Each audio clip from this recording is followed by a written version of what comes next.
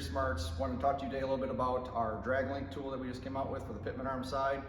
If you've ever installed one of our drag links, you understand that it's almost next to impossible to get a 1/2-inch torque wrench up there to get that top nut.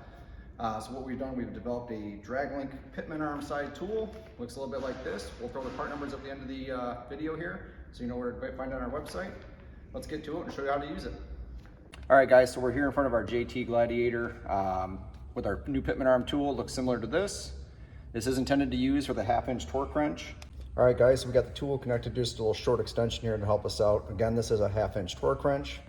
We'll get this up here on the Pitman nut. We already have our torque setting set on the gun.